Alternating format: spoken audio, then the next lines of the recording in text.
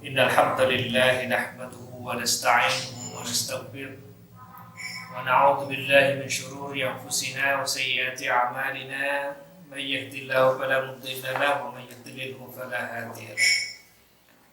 Asyhadu an la ilaha illallah wahdahu la syarika lah wa asyhadu anna Muhammadan 'abduhu wa rasuluhu alladzi la nabiyya ba'dahu.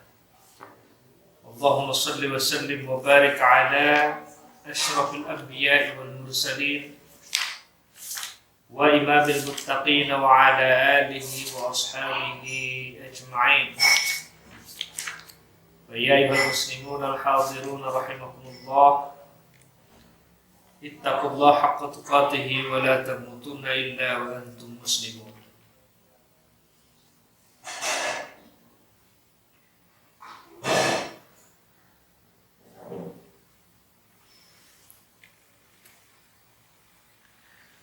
Alhamdulillah, Allah Subhanahu wa ta'ala mempertemukan kita dalam majelis yang penuh berkah ini. Meskipun kita sempat terhalang ya, karena semakin hari ini pandemi semakin menjadi-jadi. Ini bukan karena persoalan kita takut pada pandemi, tapi kita menghindari pertengkaran sebenarnya. Apa jadinya umpama ketika harapan besar kita majelis ini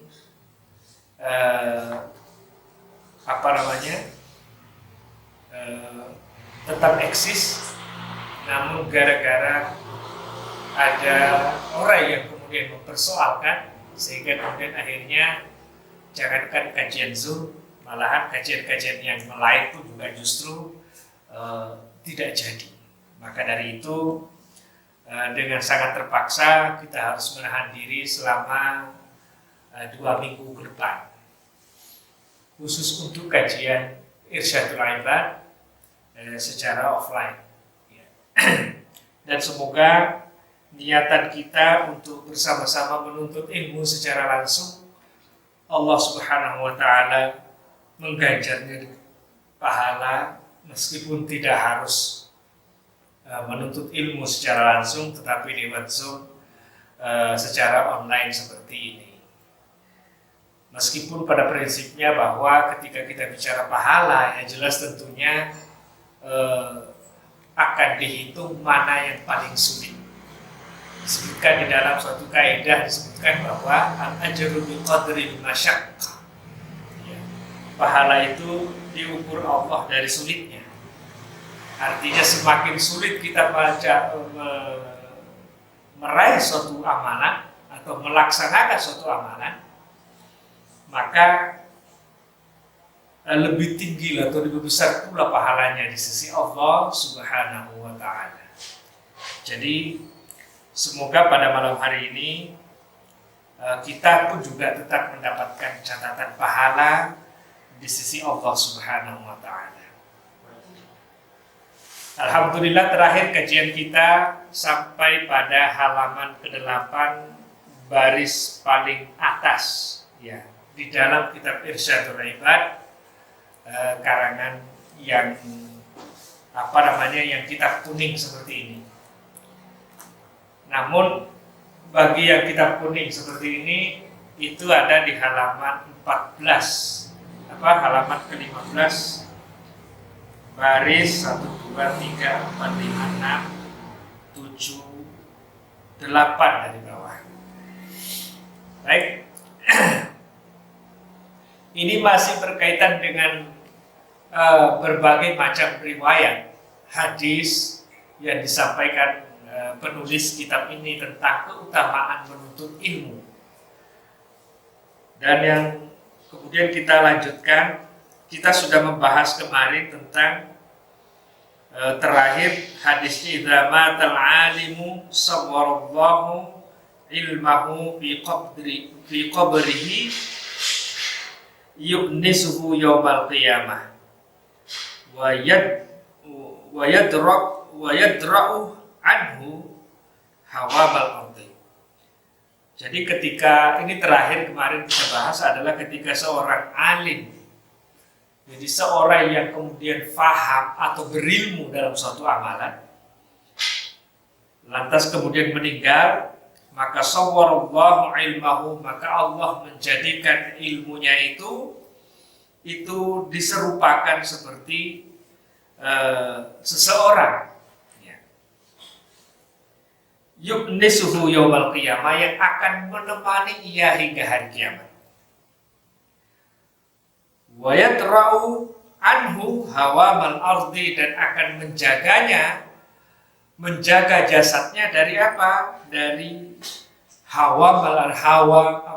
hama-hama, ya. Jadi hama dari dalam tanah, ya. Jadi seperti itu. Artinya bahwa tentunya yang dimaksud alim di sini ya adalah sebagaimana yang saya sudah bahas minggu lalu, bahwa orang berilmu itu dan beramal itu orang beramal dengan ilmunya. Jadi yang dimaksud di sini adalah orang kemudian beramal sholat, ia mengetahui seluk-beluk ilmu tentang sholat yang ia amalkan itu, baik mulai dari syarat dan rukunnya. Jadi bukan kemudian hanya sekedar menguasai saja, tetapi tidak mengamalkan. Tapi yang dimaksud di sini adalah alim itu adalah ilmunya dan ia mengamalkan dan berupaya untuk mengamalkannya. Nah, kita lanjutkan dalam lanjutan hadis yang selanjutnya, wa Abu Syekh, dan sebuah hadis dari yang diriwayatkan oleh Abu Syekh wa Dailami, dan juga Dailami, Imam Ad-Dailami. Ani bin Abbas, yakni sebuah hadis dari Ibnu Abbas radhiyallahu anhuma, semoga Allah meridhoi keduanya, yakni Abbas bin Abdul Muttalib dan putranya Abdullah bin Abbas. Rasulullah SAW bersabda, "Idza jatama'al 'alimu wal 'abidu 'ala sirat." Ya. Jika sekiranya idza jatama'al 'alimu, jika orang-orang yang berilmu itu, wal 'abidu, dan juga ahli ibadah itu berjumpa atau bersama-sama di atas sirat. Jadi sementara di atas sirat atau keberadaan melewati sirat sudah selamat ini. Lantas kemudian qilal lil 'abid, maka para malaikat Allah itu berucap kepada para ahli ibadah, udkhulul jannata wa tan'am bi'ibadatik. Monggo silahkan masuklah engkau ke dalam surga. Ini perintah para malaikat kepada orang-orang ahli ibadah. Monggo silahkan Anda masuk surga duluan gitu. Wa tan'am bi'ibadatik, dan engkau nikmatilah ibadahmu yang selama ini engkau sudah lakukan. Wa qila lil 'alim, namun kemudian para malaikat tersebut berucap kepada para alim, para orang-orang yang berilmu tersebut, "Ibhuna, tinggallah dulu sesaat di sini. Fashfa' liman ahbabta, dan berilah syafaat pertolongan kepada orang-orang yang engkau cintai."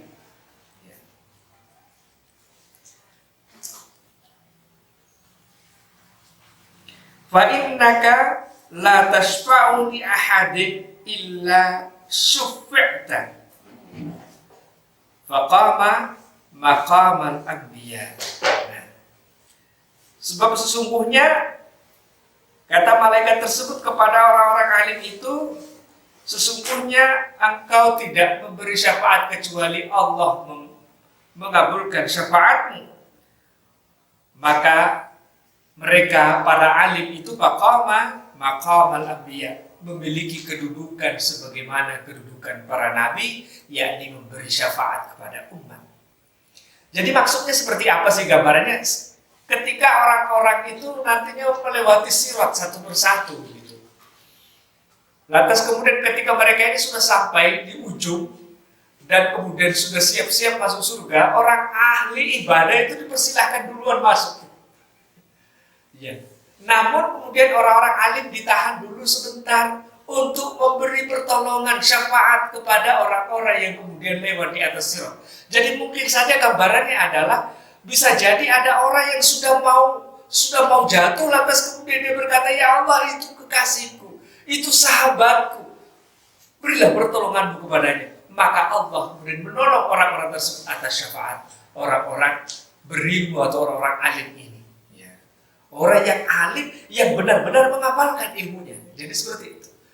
Jadi betapa mulia kedudukan orang-orang alim sampai-sampai disebutkan faqama maqamal anbiya, dan kedudukan mereka itu berada setara dengan kedudukan para nabi Allah Subhanahu wa taala. Wal khatibu, dan juga sebuah hadis yang diriwayatkan oleh Imam Al-Khatib an Utsman radhiyallahu anhu, dari Utsman radhiyallahu anhu. Qala awwalu man yashfa'u yawmal qiyamati al-anbiya, summa al-ulama, summa syuhada. Subhanallah.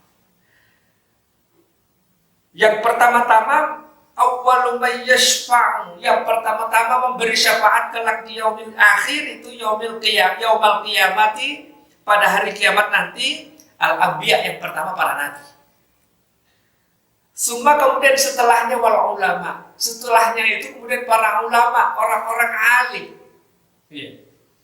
Orang-orang yang memahami agama Allah Subhanahu wa taala. Summa asyuhada, summa kemudian para syuhada di akhirat.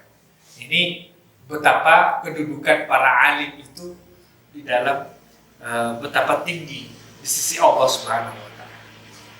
Dan Al-Khatib juga meriwayatkan dari hadis dari Anas, fadlul alimi ala ghairihi kafadlin nabi ala ummatihi. Fadlul alimi, kedudukan para orang-orang yang berilmu itu, ala ghairihi, atas orang-orang yang tidak berilmu, kafadlin nabi ala ummatihi, seperti kedudukan para nabi atas umat-umatnya.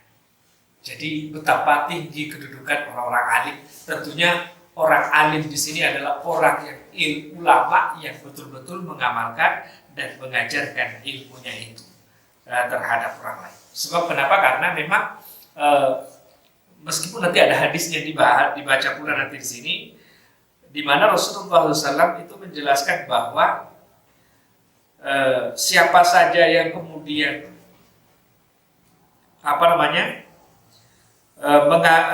mengajarkan ilmunya, maka falahu ajrun man amila bihi, maka orang yang mengajarkan ilmunya tersebut kepada orang, lantas kemudian orang lain yang mengamalkannya, maka dia mendapatkan pahala seperti pahala orang yang kemudian melakukan perbuatan tersebut. Nah, tanpa harus mengurangi pahala orang yang melakukannya. Jadi betapa tinggi kedudukan orang-orang yang alim itu, orang-orang yang berilmu. Ya. Di dalam hadis lain, an Jabir, dari hadis yang sama, dari perawi yang sama, dari Al-Khatib, an Jabir, dari hadis dari Jabir, akrimul ulama. Ya, akrimul ulama'a fa innahum warasatul anbiya. Muliakanlah para ulama itu, sebab sesungguhnya mereka lah para pewaris-pewaris Nabi. Wa man akramahum faqad akramallahu wa rasuluhu. Maka barang siapa yang kemudian memuliakan mereka, yakni para ulama tersebut, sungguh akramallahu, sungguh Allah akan memuliakan mereka pula, wa rasuluhu, pun juga rasulnya memuliakan mereka pula. Tentunya kemudian para ulama di sini yang dimaksud adalah ulama yang betul-betul menjadi pewaris para nabi. Seperti apa saya minggu lalu telah menjelaskan perkara ini, bahwasanya ulama itu adalah pewaris para nabi, di mana para nabi itu menempuh perjalanan mendidik manusia, memberi hidayah kepada manusia tanpa pandang apapun. Mereka tanpa pamrih dan kemudian tidak mengharapkan apapun selain daripada apa yang diberikan Allah Subhanahu wa taala kepada mereka.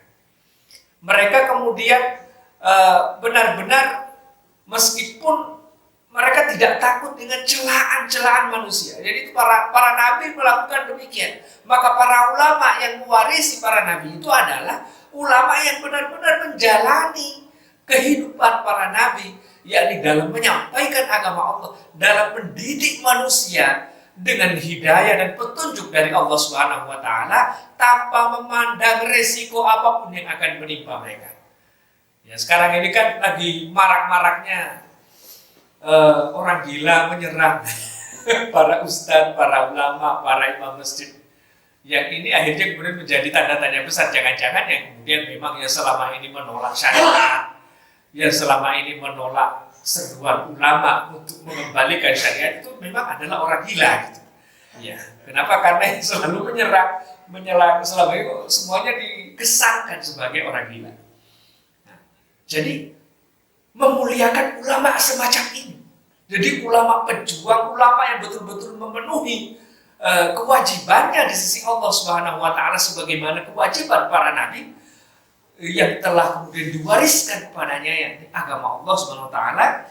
Mereka tetap kita muliakan orang-orang tersebut, maka Allah akan memuliakan kita. Nah, ini sudah dijelaskan dan diajarkan bagaimana teknik dan tata cara adab-adab seorang murid terhadap guru, bagaimana adab dalam memuliakan para ulama, itu di dalam kitab yang ditulis oleh ulama besar Indonesia yang cukup terkenal, Hadratus Syekh Hasyim Asy'ari. Di dalam kitab Ta'limul Muta'allim itu sudah lengkap penjelasan tata caranya. Maka ini betul-betul kita harus penuhi supaya apa? Allah memuliakan kita. Memang mungkin Ustadz Habib ini bukan ulama, tetapi dalam rangka memuliakan gurunya yang telah mengajarkan ilmu kepadanya, sampai akhirnya kemudian dia bisa menyampaikan, menjadi penyambung lidah daripada apa yang sudah diajarkan gurunya. Ini dalam rangka memuliakan guru. Semoga Allah memuliakan Ustadz Hakim umpama karena memuliakan gurunya di sisi Allah Subhanahu wa taala dan Rasulnya. Wabnu Asakir, dan juga sebuah hadis dari Ibnu Asakir. An Abi Sa'id Al-Khudri, dari sebuah hadis dari Sa'id Al-Khudri, Rasulullah SAW menjelaskan, man 'allama ayatun min kitabillahi aw baban min ilmi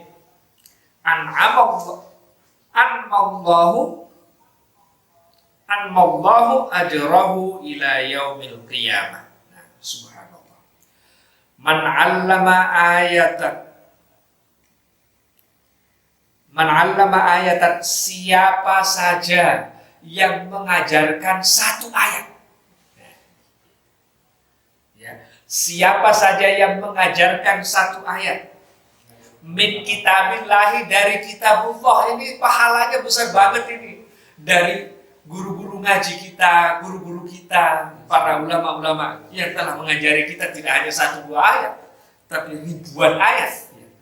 Man 'allama ayatan min kitabillah, siapa saja yang mengajarkan satu ayat dari kitabullah, au baban min ilmin, ataukah hanya satu bab dari sebuah ilmu. Jadi kayak umpama orang yang mengajarkan ilmu nahwu satu bab doang, bab al-kalam doang, setelah itu selesai. Kalau sekiranya kemudian dia mengajarkan itu dengan ikhlas lillahi ta'ala, atau seseorang yang mengajarkan satu ayat saja, maka apa kata Rasulullah SAW? Anmallahu ajrahu yaumal qiyamah, maka Allah akan mengembangbiakkan balasan pahalanya itu ila yaumil qiyamah, hingga hari kiamat. Jadi sejak hari itu Allah mengembangbiakkan. Maka jadilah para orang-orang yang mengajarkan ilmu. Meskipun sedikit ilmu kita, ajarkan hal itu. Supaya kemudian kita punya pahala yang dikembangbiakkan dari Allah Subhanahu wa Ta'ala. Ibnu Majah dan juga sebuah hadis dari Ibnu Majah an Muaz bin Anas, dari Muaz bin Anas radhiyallahu anhu, man 'allama ilman, siapa saja yang mengajarkan satu jenis ilmu, falahu ajru man 'amila bihi, maka baginya pahala pahala yang sama dengan pahala orang-orang yang mengamalkannya. Wala yaqusu min ajri amilihi, tanpa mengurangi pahala orang yang telah mengamalkan amalan itu. Contoh umpama seorang yang mengajarkan tata cara sholat satu bab, mulai dari berdirinya, tegaknya seperti ini, kemudian setelah berdiri takbiratul ihramnya seperti ini, sampai selesai. Lantas orang itu mengamalkannya, maka meskipun dia tidur umpama, maka dia mendapatkan pahala sholat yang sama dengan orang yang mengamalkan amalan sholat tersebut tanpa mengurangi pahala orangnya. Tentunya di sini tidak berarti bahwa kalau demikian, kalau begitu para ulama nggak perlu sholat dong, cukup mengajarkan sholat. Tidak demikian, karena pahala tidak menghapus kewajiban. Ya, pahala tidak menghapus kewajiban. Semakin meskipun banyak pahala kita, namun kemudian kita justru banyak mengabaikan perintah Allah, maka tetap babak belur juga. Ya, tetap babak belur. Kenapa? Contoh lah umpama, kalau seseorang mengamalkan puasa, namun tidak menjalankan sholat umpama, maka dia tidak dihisab dalam urusan sholat, tidak dihisab, tidak akan babak belur kalau dalam urusan puasa, tapi babak belur dalam urusan sholat. Meskipun pahala sholatnya bukan, pahala puasanya bukan banyak-banyaknya, ya. Nah, tetapi dia akan babak belur, akan mendapatkan perhitungan yang berat di sisi Allah karena ia melalaikan kewajiban sholat. Nah, jadi seperti itu.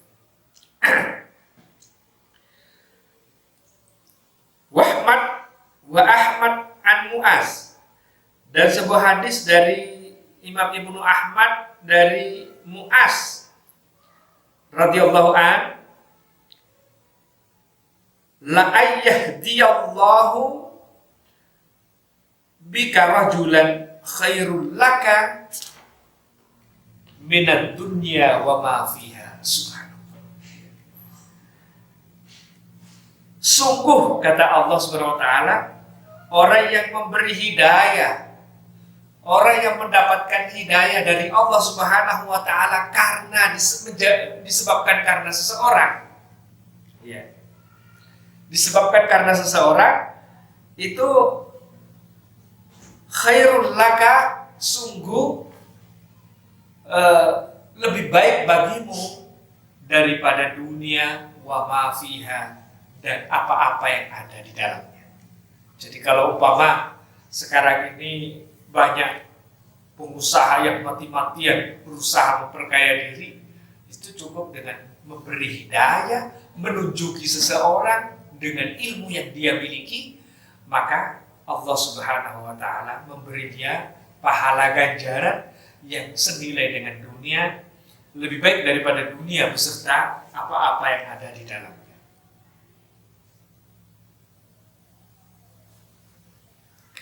Wah, ini lebih hebat lagi nih hadis selanjutnya. Dan yang terakhir hadis Ibnu Najjar, dan Imam Ibnu Najjar meriwayatkan sebuah hadis an Ibnu Abbas, dari Imam Ibnu Abbas radhiyallahu anhu, qala Rasulullah sallallahu alaihi wasallam, al-ghawqu war-rawahu ilal masajidi fi ta'limil ilmi afdalu 'indallahi minal jihadi fi sabilillah. Subhanallah. Jadi orang yang bangun pagi, orang berangkat pagi, warrawah, atau orang yang berangkat sore, ilal masajidi, menuju masjid-masjid, fi ta'limil ilm, dalam rangka mengajarkan ilmu. Afdalu 'indallahi, maka sungguh di sisi Allah itu jauh lebih afdal tindakan tersebut minal jihadi fi sabilillah, daripada seseorang yang berjihad di jalan Allah Subhanahu wa taala. Subhanallah.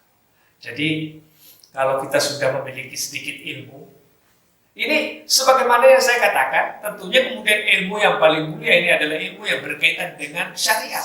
Ilmu yang akan mengantarkan kita kepada keselamatan akhirat.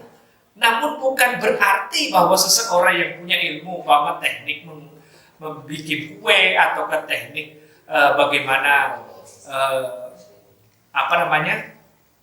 pertukangan, lantas kemudian diajarkan kepada orang lain, lantas orang tersebut mengamalkannya, itu lantas kemudian tidak mendapat pahala. Tidak demikian, akan tetapi justru semua diganjar di sisi Allah dengan pahala. Tentunya pahala yang terbaik itu adalah pahala yang berkaitan dengan segala macam ilmu yang bisa menjadi hidayah, jalan hidayah bagi orang lain, yang akan menjadi petunjuk untuk orang tersebut itu menuju keselamatan di akhirat. Meskipun Bapak kita punya ilmu lain nih. Jadi punya ilmu teknik bikin roti, Bapak, atau ilmu punya teknik bikin donat dan sebagainya. Lah bahasa aneh. Ya silakan ajarkan. Karena kata Nabi dalam suatu hadis, idza mata ibnu Adam inqata amalu illa bisalas. Nah, jika anak Adam itu meninggal, maka putus semua amalnya. Illa bisalasa, kecuali 3 hal saja. Apa itu? Sedekatin jariyah, sedekah yang berguna. Jadi sedekah yang berguna tentunya kemudian akan ditakar masing-masing sejauh mana bergunanya gitu. Ya.